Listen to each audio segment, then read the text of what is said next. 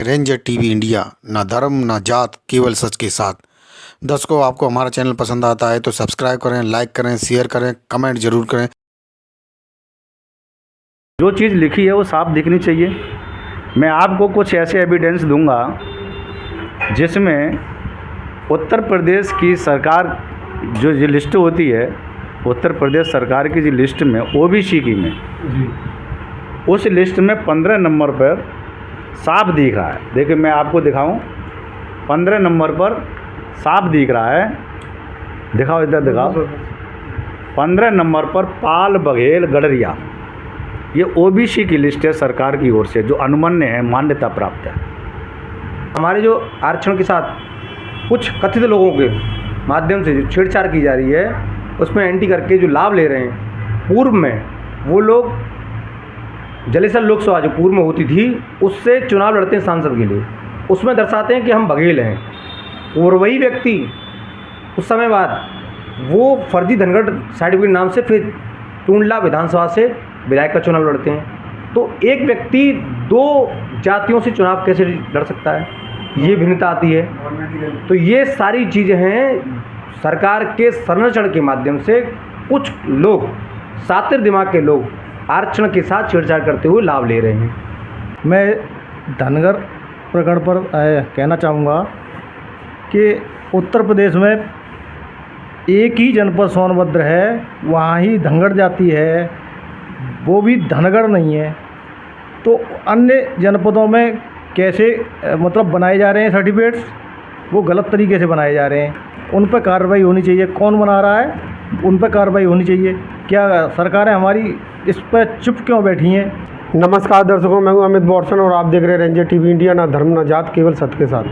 दर्शकों, जिस प्रकार से हमारे भारत देश के अंदर जो अनुसूचित जाति के वर्ग के हक और अधिकारों को लूटा जा रहा है किसी ना किसी बहाने से, इसी प्रकार से एक प्रकरण और भी चल रहा है, जिस प्रकार से धनगर जाति का सर्टिफिकेट बनवाकर कुछ समाज जैसे बघेल, पाल, गडरिया समाज के लोगों के द्वारा धनगर जाति का प्रमाण पत्र बनवाकर और अनुसूचित जाति की हक अधिकारों को लूटा जा रहा है। इसी विषय को लेकर आज हम उपस्थित हैं जनपद आगरा में, जहां पर समाज सेवी श्याम प्रकाश बोधी जी उपस्थित हैं और उनकी टीम, जो कि एक संगठन है इनका, अनुसूचित जाति जनजाति आरक्षण बचाओ महासंघ आगरा के द्वारा इस प्रकरण को बचाने की कोशिश की जा रही है। और इसी विषय को और जानने के लिए और हमारे दर्शकों तक इस विषय को ले जाने के लिए हम अपने चैनल के माध्यम से इन लोगों से आज वार्तालाप करेंगे और क्या ये प्रकरण है और इसको बचाने के लिए क्या क्या कार्य कर रहे हैं इनका संगठन। सर, जिस प्रकार से जो धनगर जाति प्रमाण पत्र बनवाकर जैसे पाल बघेल गडरिया समाज के लोगों के द्वारा जो एससी वर्ग के हकों को हनन किया जा रहा है, उसको देखते हुए कितनी सच्चाई है और क्या आपका संगठन इस अनुसूचित जाति के हक को बचाने के लिए क्या कार्य कर रहा है? ऐसा है अमित जी, पूरे देश में अनुसूचित जातियों के अधिकारों को हड़पने के लिए जो अनुसूचित जाति, अनुसूचित जनजाति आदिवासियों को उनके अथक प्रयास से, उनके कठिन मेहनत से, उनके जो मसीहाती बाबा साहब के अथक प्रयास से उनको जो अधिकार मिले, उन अधिकारों में डांगा डालने के लिए पूरे देश में विभिन्न प्रकार से षड्यंत्र रचे जा रहे हैं, चल रहा है और उनके अधिकारों को हड़पा जा रहा है। क्योंकि अनुसूचित जाति के लोग इतने जागरूक नहीं हैं। अच्छा, जागरूक भी हैं तो वो संगठित नहीं है। उसी कड़ी में जैसे राजस्थान में मीणा और मीना अलग अलग हैं, तो वहाँ पे जो है उनके अधिकारों को हड़प रहे हैं फर्जी सर्टिफिकेट बनवाने के। मीणा जो हैं,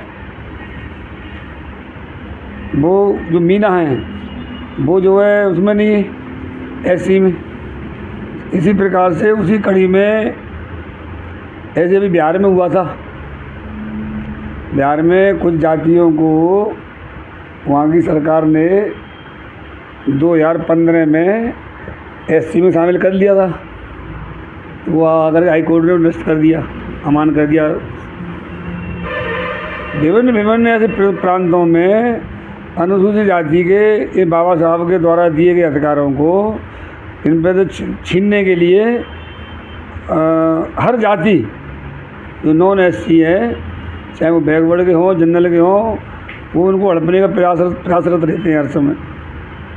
अब कितना ये समाज जागरूक है, तो जो समाज सोता है उनके अधिकार लुटते हैं, जो समाज जागरूक होता है उनके अधिकार सुरक्षित रहते हैं।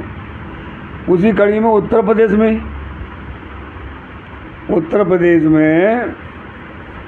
2012-13 में 13 की बात है, तो ये जो है एक जाति उत्तर प्रदेश में जो पिछड़े वर्ग में घोषित है, पाल बघेल गडरिया, तो ये अधिसूचित है बैकवर्ड में। अच्छा, इसमें कुछ जो है चतुर लोगों ने क्या किया कि एक जाति है उत्तर प्रदेश में जो अनुसूचित जाति की लिस्ट में एक जाति है धंगड़। उसकी जो है अंग्रेजी में स्पेलिंग बनती है DHANGR, मतलब धंगड़। रागो जो है रा जो है आर से बनता है, जैसे अलीगढ़। तो खैर उसकी तो पहले जो शुरू में संविधान बना बाबा साहब समय पर, उस समय पर ये जो है जातियों की लिस्ट जो है शामिल की गई, तय की गई। अनुसूचित जाति में उत्तर प्रदेश में 66 जातियाँ हैं। एक जाति है धंगड़ जो कि के नंबर पर है, वो 27 नंबर पर है। तो इन्होंने पाल बघेल समाज के लोगों ने जो मतलब चालाक किस्म के जो दूसरों के अधिकारों को हड़पने वाले हैं, उन्होंने क्या किया कि हाई कोर्ट में रिट डाली कि सर ये जो है हम ही हैं एससी में, ये धनगर लिखा हुआ है, वो हम धनगर हैं,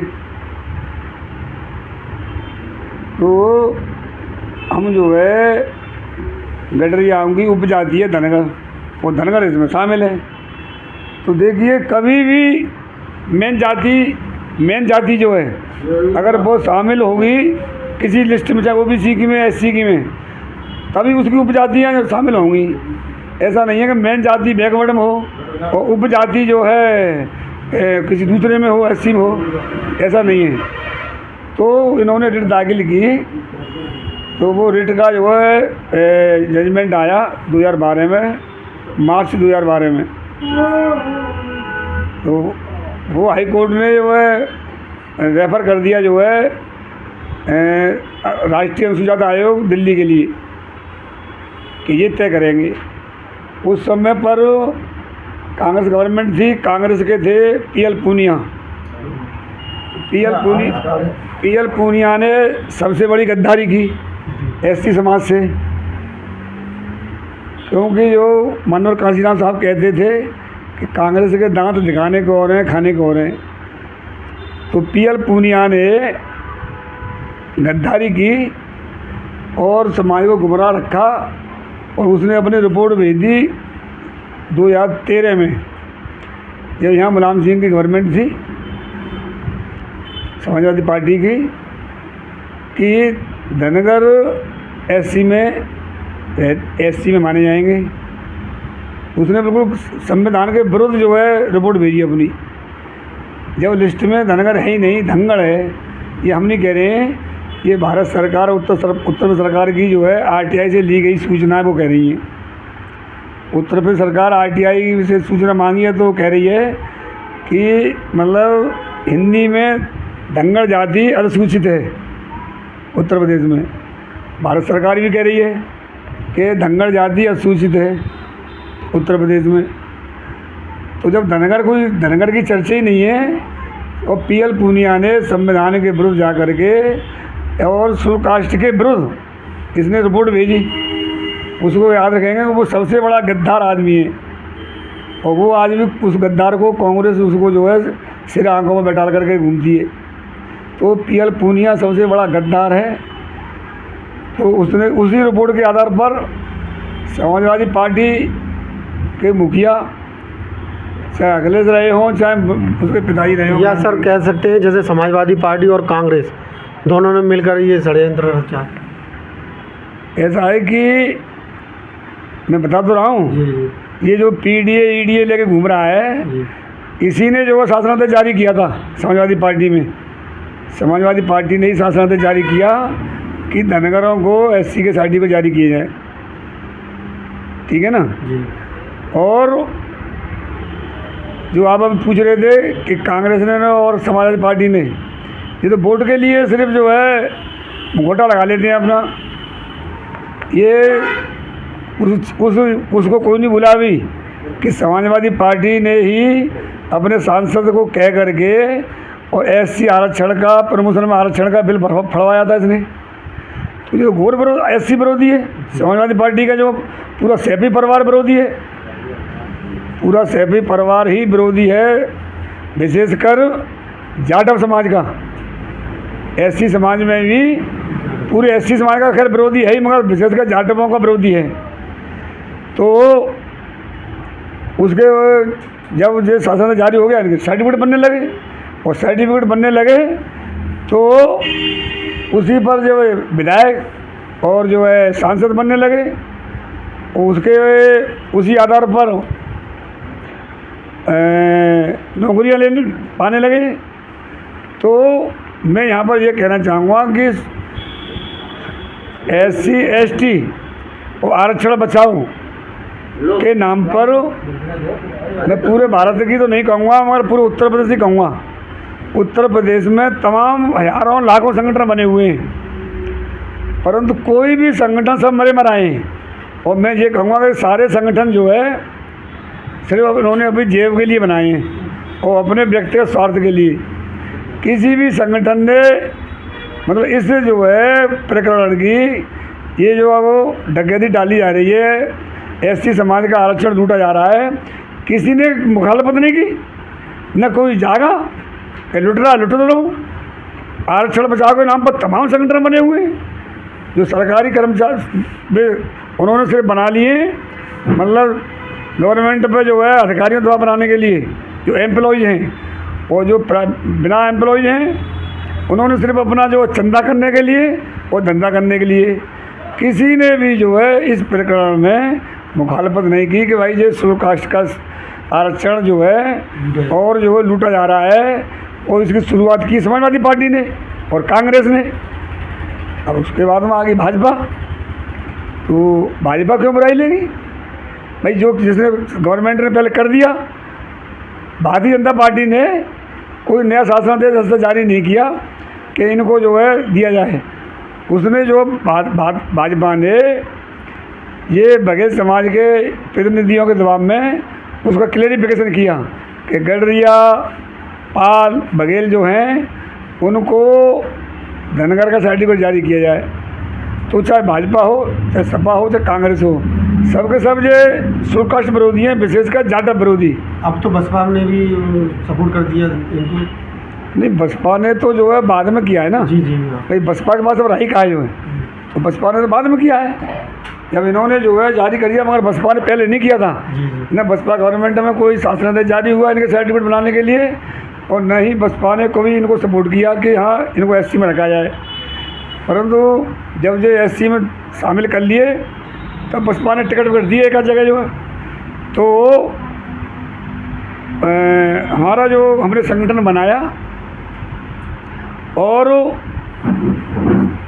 उसके जो है बलबीर सिंह मेन मुखिया हैं, और हमारे जो है नंद किशोर चौधरी मतलब अध्यक्ष हैं, और भूरी सिंह बाबू जी भी अध्यक्ष हैं, हमारे जो है बाबूजी का क्या नाम है, अर्चन लाल जी हैं, अर्चन लाल जी जो है ये हमारे इसमें जो है संरक्षक हैं और काफ़ी लोग हैं KP सिंह देसी जी भी हैं, भूदेव सिंह जी हैं और दिनेश बाबू हैं, पौरन सिंह हैं, तमाम लोग जो है इसमें कुल मिलाकर के ये है कि ये लड़ाई लड़नी चाहिए थी जो आरक्षण का लाभ लेके बैठे हैं 1 क्लास के 2 क्लास के 3 क्लास के मलाई खा रहे हैं, पेंशन ले रहे हैं, ये जो आरक्षण मिला है वो घर बैठे के उन्हें कोई मतलब नहीं है, उसी में उड़ा लुटता रहे। लड़ाई कौन लड़ रहे हैं, जिन्हें जो है उसका कोई बेनिफिट नहीं मिला है, जो मीडियम क्लास के हैं, जिनका कोई उनके घर में किसी को नौकरी का लाभ नहीं मिला है, वो इस लड़ाई को लड़ रहे हैं। तो लड़ाई यहाँ तक पहुँची है, मैं आपको बता दूँ कि 2019 में सुधीर अग्रवाल की बेंच थी, उन्होंने स्टे किया उसमें कि कोई सर्टिफिकेट नहीं बनेंगे, ये गलत है। जो शासनादेश उत्तर प्रदेश सरकार के शासनादेश पर जो स्टे किया जो है वो स्टे आज तक बरकरार है। अब भारत सरकार ने अपना काउंटर दाखिल कर दिया, उन्होंने काउंटर जो हमारे पक्ष में दाखिल किया कि उत्तर प्रदेश में गडरिया पाल बघेल ये बैकवर्ड में है और धंगड़ जाति SC में है, और उसका ये भी क्लेरिफिकेशन किया कि धंगड़ जाति सिर्फ जो है सोनभद्र जनपद में रहती है, जो पहले का पुराना ज़िला जो है मिर्ज़ापुर बोलते हैं उसे, और रॉबर्टगंज तहसील में, समझे। तो उसने मतलब जो है अपना काउंटर दाखिल कर दिया। उत्तर प्रदेश सरकार ने अपना काउंटर अभी तक दाखिल नहीं किया। पिछली तारीख पर हाई कोर्ट के चीफ साहब ने जो फटकार लगाई थी, तो अब उसमें सुनवाई होगी, उसमें कल भी परसों तारीख थी, उसमें 25 तारीख थी। तो हमारे बलबीर सिंह और प्रीतम सिंह दिवाकर जी गए थे वहाँ पैरवी में, नंबर नहीं आ पाया।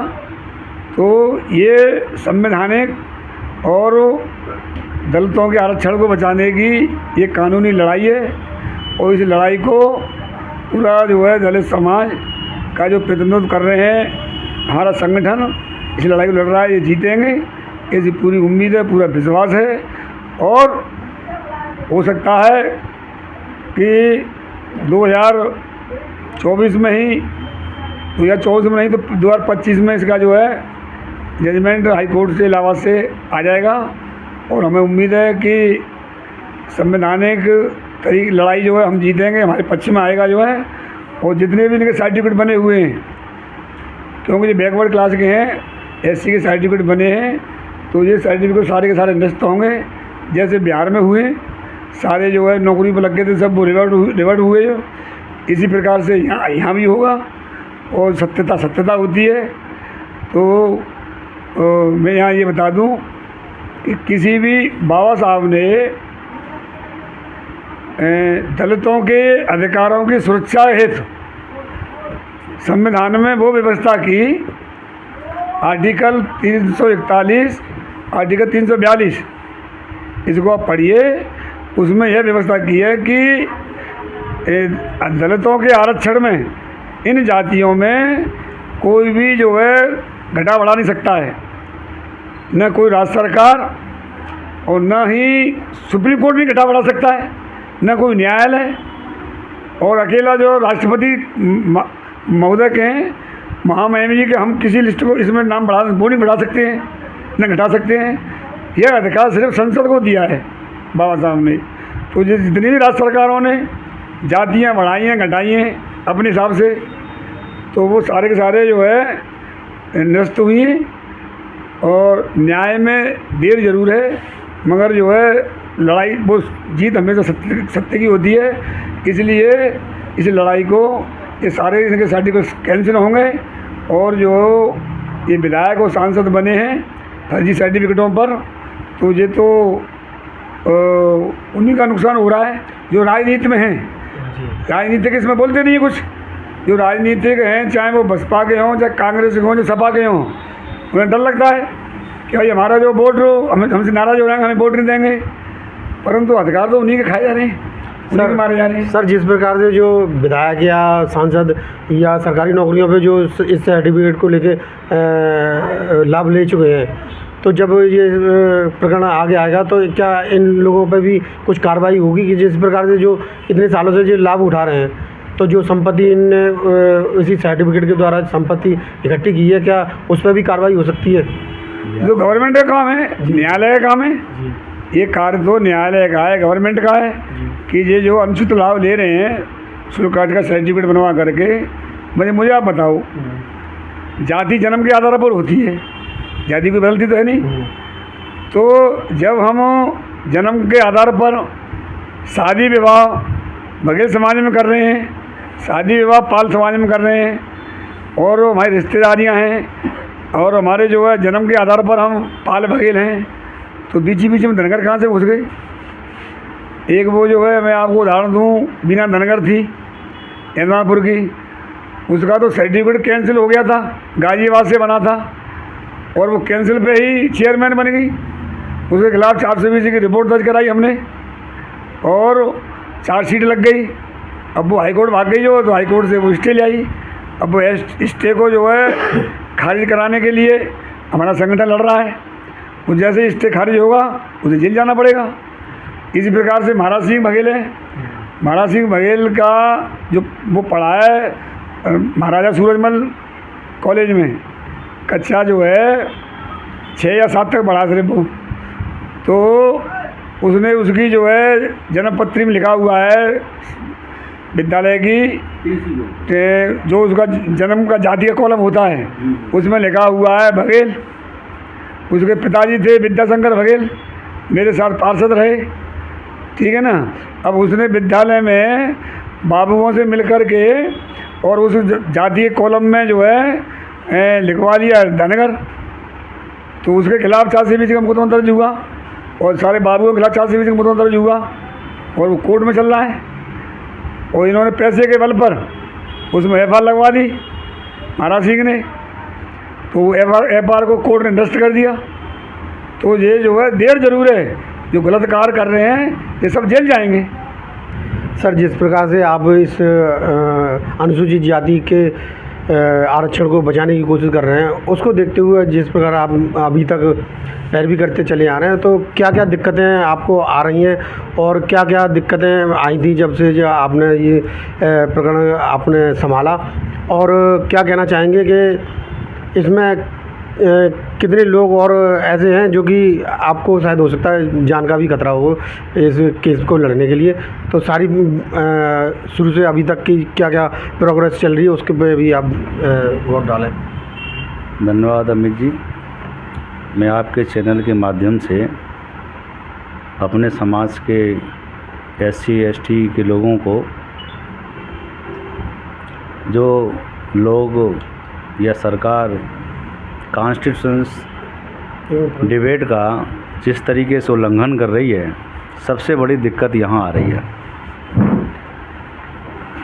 कि एक वास्तविकता के तौर पर हम जो लड़ रहे हैं कि SC कम्युनिटी का जो अधिकार है उसमें OBC वर्ग के कुछ लोग, पाल बघेल गडरिया जाति के लोग, सरकार के कुछ इशारे पर ऐसा गलत तरीके से हमारा जो हक अधिकार हड़प रही है, उससे बहुत बड़ी दिक्कत आ रही है। क्योंकि वो बाहर के लोग नहीं, हमारे भाई हैं, हम सब एक हैं। लेकिन जिस तरीके से सरकार अपना निजी स्वार्थ साधने के लिए वोटों का उन्हें भड़काऊ रूप से या किसी भी रूप से एक लालच लोलुपता के कारण उन्हें इस तरीके से बढ़ावा दे रही है। नहीं, जिस कॉन्स्टिट्यूशन में ये चीज़ लिखा हो, जो चीज़ लिखी है वो साफ दिखनी चाहिए। मैं आपको कुछ ऐसे एविडेंस दूंगा जिसमें उत्तर प्रदेश की सरकार जो ये लिस्ट होती है, उत्तर प्रदेश सरकार की जो लिस्ट में OBC की में, उस लिस्ट में 15 नंबर पर साफ दिख रहा है। देखिए मैं आपको दिखाऊं, 15 नंबर पर साफ दिख रहा है, दिखाओ इधर दिखाओ। 15 नंबर पर पाल बघेल गडरिया, ये ओबीसी की लिस्ट है सरकार की ओर से, जो अनुमन्य है, मान्यता प्राप्त है। इसी प्रकार से ये एससी की लिस्ट है। इस एससी की लिस्ट में भूदेव सिंह देख कैमरा सामने, 27 नंबर पर धंगड़ लिखा हुआ है, 3 अक्षर का है, धा पे बिंदी, गाँव डाकी नीचे एक बिंदी। ये 27 नंबर पर धंगड़ जाति है, जो सोनभद्र ज़िले में कैमूर पहाड़ियों के इर्द गिर्द अपना निवास करती है। इसका जो मुख्य रूप से जीविका है वो पशुओं को चरा करके, सूअर चरा करके, उनसे जो मिलता है बेच करके अपना भरण पोषण करते हैं, क्योंकि पहाड़ी इलाका होने के नाते खेती पर इतना निर्भर नहीं है वहाँ का मजदूर। ये लोग सोनभद्र में निवास करते हैं, इनकी जाति धंगड़ है, और इनके जो सर्टिफिकेट बने हैं ये 2010 से, इनके सर्टिफिकेट मैं दिखाता हूँ आपको कि ये 2010 का सर्टिफिकेट है, जिसमें सुशीला वाइफ ऑफ प्रदीप कुमार, ग्राम पटना, तहसील रॉबर्ट्सगंज और परगना विजयगढ़, जिला सोनभद्र, उत्तर प्रदेश की ये निवासी है। इनका 2010 में सर्टिफिकेट जारी हुआ था धंगड़ के नाम से। ये प्रत्यक्ष है, ये आरटीआई के माध्यम से सारी चीज़ें ली गई थी। ये 2013 का है, ये मैं बताऊं 2013 का है सर्टिफिकेट। इस सर्टिफिकेट में ये अनुसूचित जाति का सर्टिफिकेट है, इसमें ये 5/9/2013 का ये जारी हुआ था। ये नाम है इनका विजेंद्र सिंह, विजेंद्र कुमार पुत्र श्री राम दुलारे, निवासी ग्राम गिरिया, तहसील रॉबर्ट्सगंज, परगना विजयगढ़, जिला सोनभद्र। ये 2013 में जारी हुआ। ऐसे ही ये 2014 में जारी हुआ। ये इस तरीके से जारी अब तक हो रहे हैं। अब आकर के उन्होंने कुछ गलत तरीके से किया है, सोनभद्र में गड़बड़ किया है। तो सबसे बड़ी दिक्कत ये है कि जो उत्तर प्रदेश सरकार हमें आरटीआई के माध्यम से इस बात को सबूत दे रही है कि 27 नंबर पर धंगड़ जाति ही मान्यता प्राप्त है, 27 नंबर पर। तो 27 नंबर पर जब धंगड़ जाति की मान्यता प्राप्त है, तो फिर आपने उन्हें इस तरीके से जारी सर्टिफिकेट धनगर के नाम से क्यों किया? आपने शासनादेश गलत तरीके से क्यों किए? क्योंकि तुम जानते थे कि पाल बघेल गडरियाओं को वोट लेने के उद्देश्य से हम कुछ भी कर सकते हैं, और वो इस लोलुपता लालच में आ चुके हैं। कुछ बघेल समाज के लोग जो अपने समाज का भला नहीं कर सकते हैं, कभी जीवन में केवल अपने स्वार्थ सा सकते हैं, इस धनगर कथित तौर पर जो सर्टिफिकेट बना। तो सबसे बड़ी दिक्कत ये आ रही है, सबसे बड़ी दिक्कत ये आ रही है, देखो ये है आरटीआई के माध्यम से लिया गया।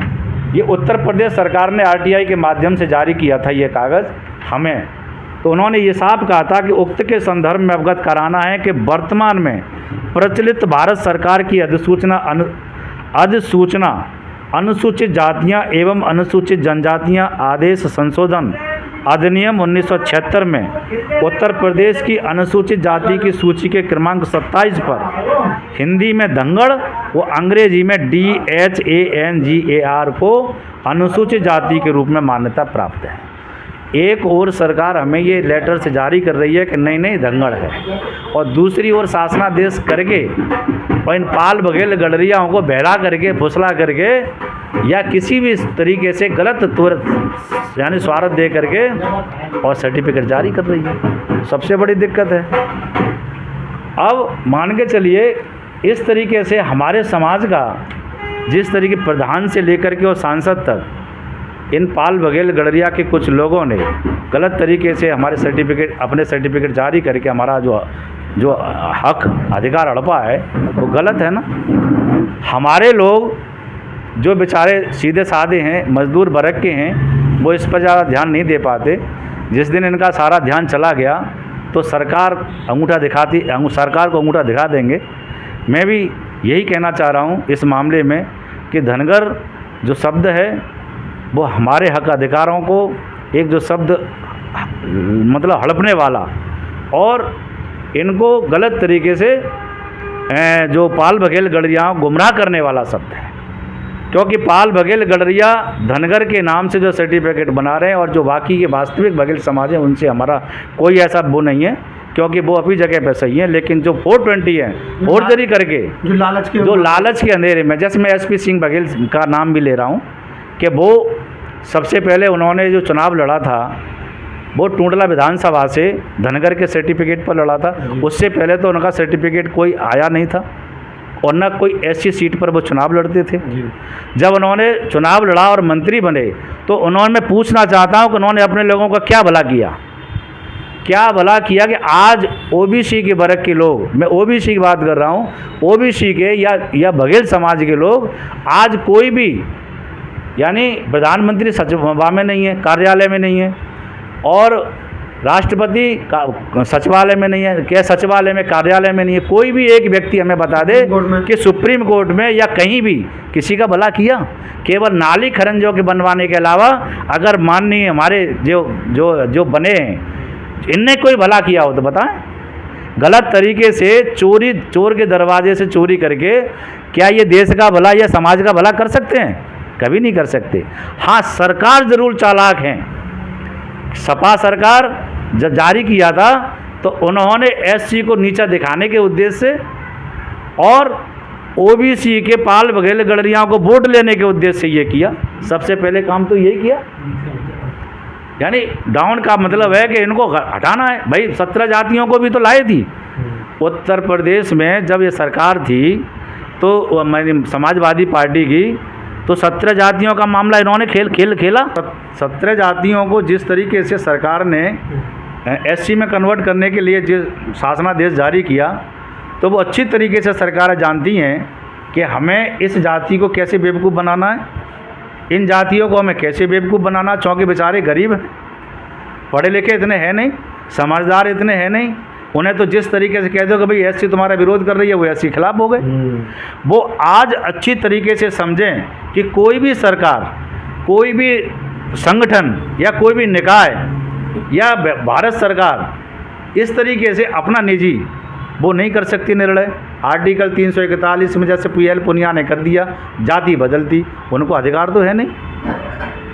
उत्तर प्रदेश सरकार धनाधन शासनादेश करती है, वो इसके लिए राइट से है नहीं उसको कि आर्टिकल 341 के तहत में वो किसी की जाति को बदल दे। 17 जातियों का यानी जो शासनादेश एससी में कन्वर्ट करने के लिए जो किया था, वो इनको विचारों को और बेवकूफ़ बना करके, हमसे अलग हटा करके, यानी भाई भाई से लड़वा करके ये खेल खेला था और वो निरस्त हुआ। क्योंकि आर्टिकल 341 में जब बाबा साहब ने कॉन्स्टिट्यूशन बनाया था तो एससी और एसटी के लिए वो दीवार खड़ी कर दी कि कोई उसमें टच करने वाला नहीं था। आर्टिकल 341 उन्होंने कहा केवल भारत की संसद ही जाति बदल सकती है और सरकार या कोई आयोग इसमें एक बिंदी तक बढ़ा नहीं सकता।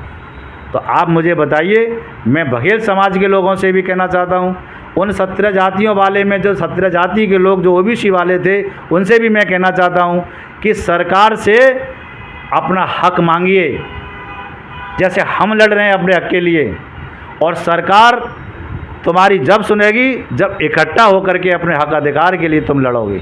इस तरीके से नहीं, जैसे अभी सुप्रीम कोर्ट ने कोर्ट ने इस तरीके से का जो डिसीजन दिया है उसमें वर्गीकरण का, वो भाई भाई में आपस में मतभेद पैदा करने वाला है। भाईचारे का तो मामला है नहीं। जिस देश की इतनी बड़ी निकाय, यानी इतनी बड़ी बॉडी है नहीं, कोई बिना रिकॉर्ड के, बिना एविडेंस के ऐसा करना ठीक है क्या? तो ये देश के अंदर जब हमारी समाज को, इस देश के मूल निवासियों को आपस में बांटकर ये खेल खेला जा रहा है, मैं उन सभी अपने भाइयों से, इस देश के मूल निवासियों से, ओबीसी, एससी, एसटी, माइनॉरिटी के लोग जितने अल्पसंख्यक के हमारे, उन सभी से मेरा ये अपील है कि सरकार की ऐसी घिनौनी बातों में ना करके अपना हक मांगें, जो वास्तविक हक है। मैं ओबीसी वर्ग के लोगों से पूछना चाहता हूँ कि तुम्हें धर्म के उसमें ढकेल कर और वो शासन कर रहे हैं, हमसे तुम्हें लड़वा करके वो शासन कर रहे हैं, क्या तुम शासक नहीं बन सकते? आप भी तो शासक बन सकते हैं। जिसकी आबादी इस देश के अंदर 60% से ऊपर हो तो देश का शासक तो वो होना चाहिए कि देश का शासन 15% में 3% वाला व्यक्ति होना चाहिए। यही मेरा कहना है। धनगर वाला जो मामला है उसमें हम अपने अधिकारों को छोड़ेंगे नहीं, लड़ते रहेंगे, समझे। और दूसरी बात आपका ये आया था कि ये लोग शासन सत्ता के उसमें आधे चूर हो सकते हैं, यानी अंधे हो रहे हैं। ये मुझको भी पर्सनल रूप से हानि पहुंचा सकते हैं, आपको या आपके संगठन को? पूरे संगठन को।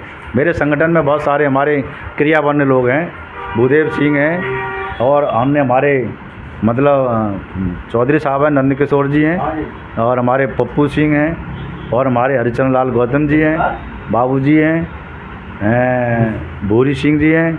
बहुत सारे हमारे लोग हैं जो हम अपने SC ST के अधिकारों के लिए समाज के प्रति लड़ रहे हैं, लड़ते रहेंगे जब तक अधिकार नहीं मिल जाता। जय भीम, जय। हमारा जो संघ के माध्यम ST ST आरक्षण बचाओ महासंघ के तत्वाधान में हम लोग एक मुहिम चला रहे हैं, संगठित कर रहे हैं कि हमारे जो आरक्षण के साथ छोटे रास्ते से, पीछे के रास्ते से एंट्री कराई जा रही है सरकार के माध्यम से, उसके खिलाफ हम अपने अधिकारों को सुरक्षित रखने के खिलाफ हम लड़ाई लड़ रहे हैं। ये जो धनगढ़ का जो नया जो आया है, ये सोनभद्र जिले के रावटगंज तहसील में जो जाति निवास करती है, और यहाँ पर पाल बघेल और गडरिया समाज की ये भिन्नता ये है कि वहाँ के जो धनगढ़ जाति के लोग हैं उनका जो मुख्य पालक है, पशुपालन है, वो सुगर पालन है। वो पहाड़ों में निवास करते हैं, और वहाँ के जो लोकल हैं रहने वाले जो धनगढ़ जाति के हैं वो सुगर पाल करके अपने जीविका का पालन करते हैं, यापन करते हैं। और यहाँ के पाल बघेल गडरिया जो फर्जी धनगढ़ नाम से हैं, वो यहाँ पर उनका पशुपालन जो है भेड़ बकरी और गाय पालन का है। ये भिन्नता है। दूसरी बात यह है कि वो उनका जो कार्यकलाप है, सामाजिक कार्यकलाप, वो भी पहाड़ी है और हमारा ये मैदानी इलाके का है। ये दोनों सारी में भिन्नता है। तीसरी बात यह है कि हमारे जो आरक्षण के साथ कुछ कथित लोगों के माध्यम से जो छेड़छाड़ की जा रही है, उसमें एंटी करके जो लाभ ले रहे हैं, पूर्व में वो लोग जलेसर लोकसभा जो पूर्व में होती थी उससे चुनाव लड़ते हैं सांसद के लिए, उसमें दर्शाते हैं कि हम बघेल हैं, और वही व्यक्ति कुछ समय बाद वो फर्जी धनगढ़ सर्टिफिकेट नाम से फिर टूंडला विधानसभा से विधायक का चुनाव लड़ते हैं। तो एक व्यक्ति दो जातियों से चुनाव कैसे लड़ सकता है, ये भिन्नता आती है। तो ये सारी चीज़ें हैं। सरकार के संरक्षण के माध्यम से कुछ लोग, सातिर दिमाग के लोग आरक्षण के साथ छेड़छाड़ करते हुए लाभ ले रहे हैं। ये आरक्षण के साथ सरकार का कोई भी सरकार को अधिकार नहीं है, जो कि संसद की जो कार्य है प्रणाली है, संसद के निम्न सदन और उच्च सदन कोई सिर्फ अधिकार है कि कोई भी जाति संबंधित बिल पेश होगा, निम्न सदन होगा पर उच्च सदन में, दोनों सदन पार करके तब जाकर के ये जाति का कम और ज़्यादा कर सकते हैं। बाकी सरकार, राज्य सरकार, कोई भी सरकार को अधिकार नहीं है जो किसी भी जाति को ST के कोटे में डाल सके। तो ये सरकार की मंशा है कि कुछ लोगों को वोट के लालच में गुमराह करके, बहला फुसला करके ये SC को BC से लड़ाते हुए, और सातर लोग, कुछ लोग लाभ ले रहे हैं। बस यही जो सातर दिमाग के लोग हैं, इस जो सारी घटनाओं का कर्णधार हैं, जो काम कर रहे हैं, वो समाज को बांटने का काम कर रहे हैं। हमारी सिर्फ और सिर्फ सातर लोगों से लड़ाई है, न कि पूरी समाज से लड़ाई है। हमारी बघेल समाज, पाल समाज, गढ़िया समाज से कोई लड़ाई नहीं है। हमें जो सातर दिमाग के लोग हैं उनसे ही हमारा संघ जो लड़ाई लड़ रहा है। हम अपने हक और अधिकार की सुरक्षित करने के लिए ये संघर्ष लड़ रहे हैं, और हमें उम्मीद है कोर्ट से कि हमें 101% न्याय मिलेगा। इन्हीं शब्दों के साथ मैं अपनी बात खत्म करता हूँ। बहुत बहुत धन्यवाद। नमो बुद्धाय सभी को। मैं धनगर प्रकरण पर कहना चाहूँगा कि उत्तर प्रदेश में एक ही जनपद सोनभद्र है, वहाँ ही धनगढ़ जाति है, वो भी धनगढ़ नहीं है। तो अन्य जनपदों में कैसे मतलब बनाए जा रहे हैं सर्टिफिकेट्स, वो गलत तरीके से बनाए जा रहे हैं। उन पर कार्रवाई होनी चाहिए। कौन बना रहा है, उन पर कार्रवाई होनी चाहिए। क्या सरकारें हमारी इस पर चुप क्यों बैठी हैं, ये नहीं समझ में आता है। और वो चुनाव लड़ रहे हैं, अनुसूचित जाति के सर्टिफिकेट पर, जबकि वो बैकवर्ड क्लास में आते हैं। ये बहुत गलत तरीका है। अगर वो एक ही व्यक्ति बैकवर्ड की सीट पर लड़ जाता है, फिर वही व्यक्ति धनगर का सर्टिफिकेट लगा करके एससी की सीट पर लड़ जाता है, जबकि एससी की सीट पर लड़ने के लिए एससी का ही सर्टिफिकेट होना चाहिए। और एससी का व्यक्ति जो है, जब सुरक्षित सीट से लड़ता है तो दो तरह का प्रतिनिधित्व करता है। एक तो पूरे अपने क्षेत्र का प्रतिनिधित्व करता है, सभी जातियों का, सभी वहाँ जो बासिंदे होते हैं उनका जो है, उनकी बात सुनता है, उनकी बात संसद तक पहुँचाता है। और दूसरा उसका काम होता है कि अनुसूचित जाति की सीट से लड़ा है, सुरक्षित सीट से लड़ा है, तो पूरे भारत में जहाँ कहीं भी कोई किसी तरह की घटना हो रही है उसके बारे में भी उसको संसद में आवाज़ उठानी होती है। तो हमारे माननीय इस तरह का कार्य नहीं कर रहे हैं, ये बहुत ही विडंबना है। उनको इस तरह का करना, संविधान के अनुसार चलना चाहिए। शपथ लेते हैं, संविधान की शपथ लेते हैं, लेकिन ऐसा कार्य नहीं करते हैं।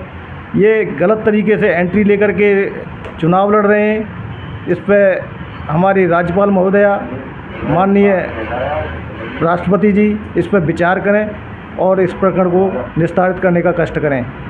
धन्यवाद, मैं यही कहना चाहूँगा। धन्यवाद अमित भाई। देखिए, जो हमारी समाज को इस तरह से लूटा जा रहा है,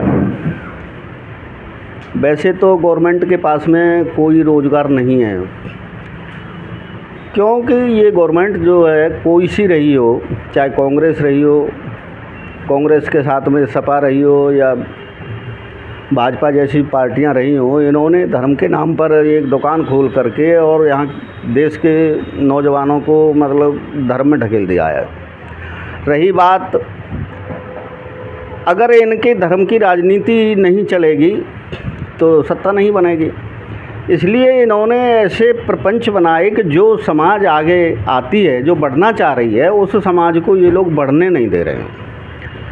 इसी कड़ी में ये एक विशेष कड़ी है कि जो शेड्यूल कास्ट में अनुसूचित जाति, एक जाटव समाज ऐसा है कि वो अभी तक अपने हक और अधिकार के लिए लड़ता आया है, और जिसने जो लड़ाई लड़ी है हमेशा वही लड़ाई जानता है। इन लोगों ने लड़ाई नहीं लड़ी और ये तो बिगर लड़े के ही मतलब लाभ लेना चाह रहे हैं।